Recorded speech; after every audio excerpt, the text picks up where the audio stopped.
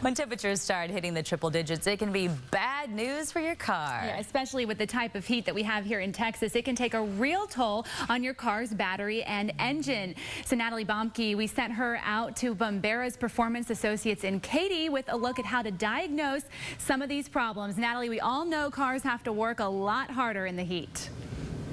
Right? I know. And no, I will not be climbing underneath the hood. Don't worry, because you don't want me tinkering under the hood of that car. Okay, so we have the Bumbera sisters here. We have Kendall and Kristin.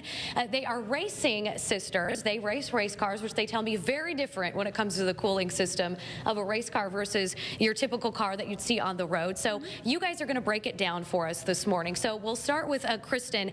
What is the cooling system like for your vehicle? How does that work? Well, a cooling system, you have two different systems in a car. You have one for the engine and one for the people inside, the AC. The engine is cooled by antifreeze, and as we discussed earlier, there's different colors. And you know, if you see those cars on the side of the road that are smoking, and you wonder, did they overheat? Well, right. Most likely they did. So let's backtrack then. So the Freon then helps cool the people in the car, right? Right. The Freon helps cool the people inside the car. The antifreeze helps cool the engine.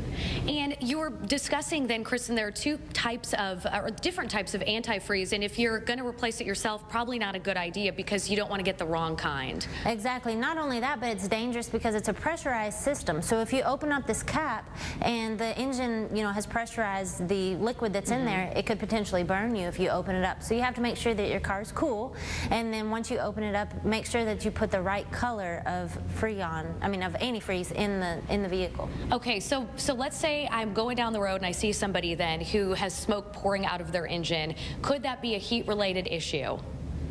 Yes, it could be.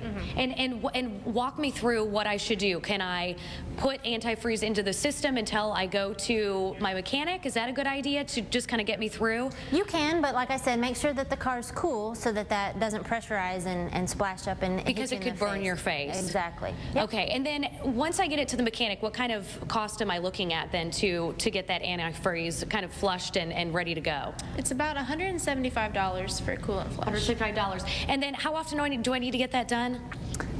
Every 30,000 miles? Every 30,000 miles? Okay. So we're kind of, breaking down the system. This is so important because there are ways that you can prevent the smoke pouring out of your engine in the first place. And do we pretty much cover the bases under the hood then? Kristin, is there anything you want to add? Yeah, no, that's pretty much it. Okay, see, it's just that simple, folks. And you're saying again that we can't really change these items ourselves. I want you to show people too, the Freon, this is the air conditioning unit. If we can unscrew this. Kristin, what goes in there? Not a liquid, right? It is a form of liquid, okay.